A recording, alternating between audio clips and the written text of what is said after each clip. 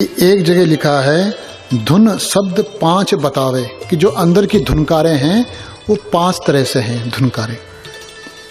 महापुरुष जो हैं अलग अलग स्थितियों की अलग अलग बात करते हैं। महापुरुष जो है ना, जैसे अंदर गए, माना कोई आदमी यहाँ से शुक्रताल से दिल्ली गया, शुक्रताल से दिल्ली गया कोई आदमी, वहाँ से आकर उसने चर्चा की, तो मुजफ्फरनगर से दिल्ली जाने के लिए बीच में क्या पड़ेगा?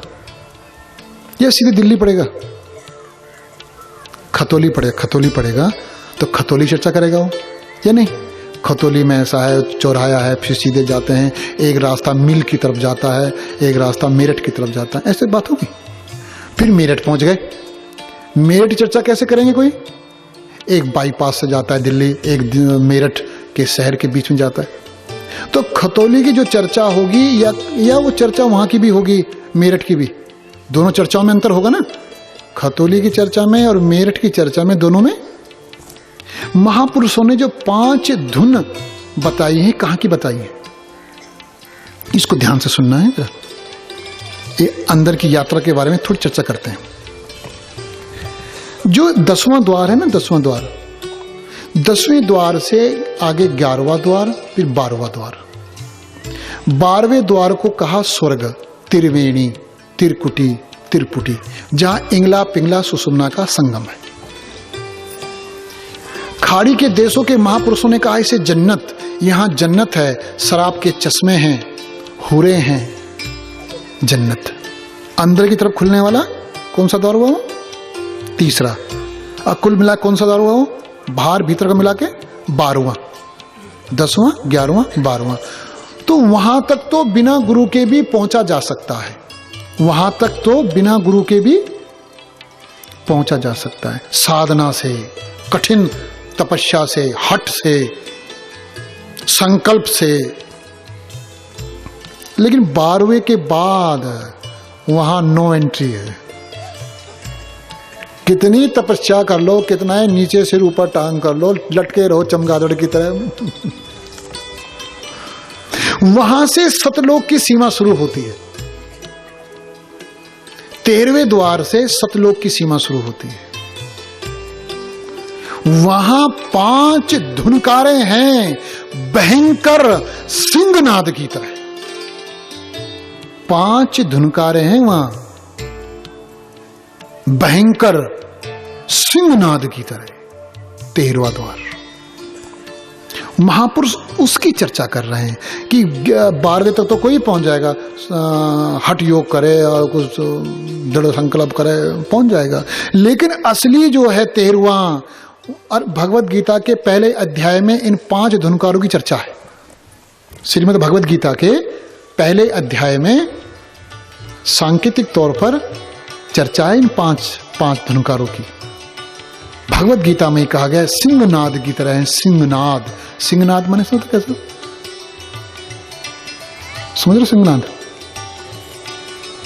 शेर की दहाड़ जैसी होती, सिंहनाद की तरह है। वहां अकेला नहीं जा सकता, उसको अकेला नहीं भेज सकते, वहां सच्चा और पूरा गुरु चाहिए। वहां सच्चा और पूरा गुरु चाहिए। वहां गुरु का रूप है मित्र का, परम मित्र, जिगरी यार। 13वें द्वार को तो बिल्कुल परम मित्र है। अगर इंग्लिश में कहेंगे हम तो क्या कहेंगे परम मित्र को? एक तो फ्रेंड हो गया, एक फास्ट फ्रेंड हो गया, नहीं बेस्ट फ्रेंड भी नहीं, सुपर फास्ट फ्रेंड। एक फ्रेंड हो गया, एक फास्ट फ्रेंड हो गया, अरे सुपर फास्ट। 13वां द्वार, इसलिए 13 अंक को बड़ा वैसा माना, भयंकर सिंहनाद की तरह है। वहां जब अंदर प्रवेश करते हैं 13वें द्वार में, वहां गुरु और बस मैं फिर चलते हैं साथ।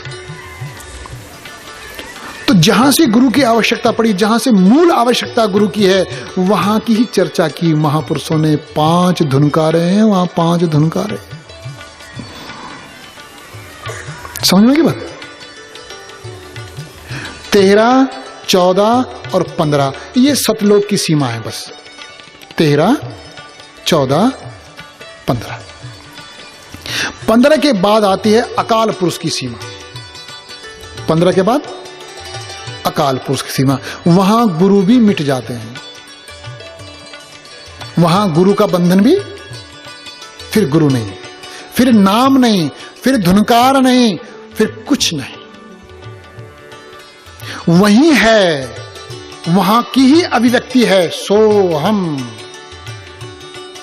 अरे जैसा हो वैसी मैं। और लोगों ने क्या कर दिया, सोम सोम जपना शुरू कर दिया। सोहम जपने के लिए नहीं है, सोहम अनुभूति है।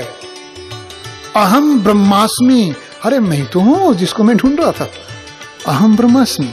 कुछ लोगों ने अहम ब्रह्मास्मि जपना शुरू कर दिया। शिवोहम, ज्योत निरंजन, वो निर्दोष, निरंजन माने निर्दोष, माया रहित, वो अलख निरंजन, वो ज्योत निरंजन, वो प्रकाश, माया रहित प्रकाश, दोष रहित प्रकाश।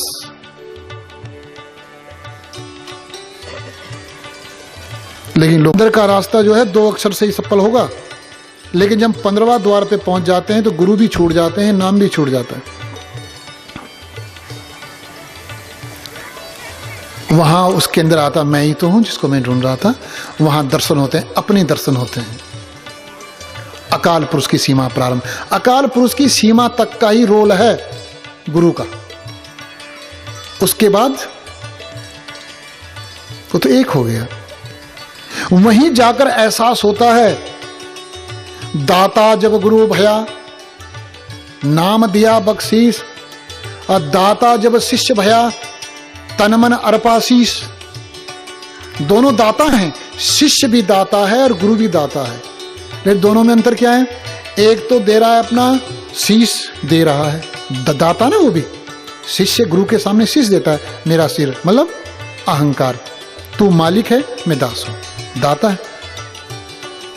और गुरु भी दाता है, वो नाम की बख्शीश कर रहा है, अंदर का रास्ते की तरफ उसका बना रहा परमिट, चल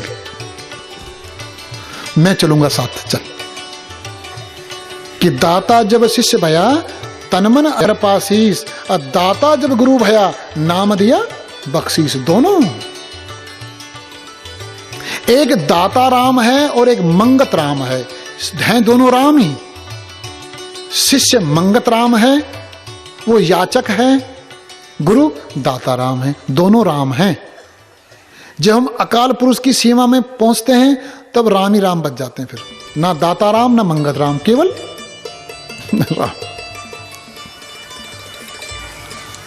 वहीं जाकर महापुरुषों ने अनुभूति जो हुई, उनके मुख से निकली वाणी कि लाली मेरे लाल की जिद देखूं तितलाल, लाली देखन मैं गई और मैं भी हो गई लाल। तो ये अंदर का रहस्य है, ये अंदर की, इसको कहा आध्यात्मिक यात्रा, इसे कहा तीर्थ यात्रा, वास्तविक तीर्थ यात्रा का।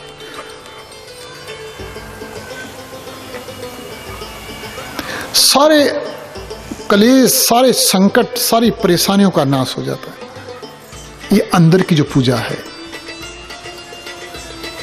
लेकिन है इसमें केवल 2 ही अक्षर।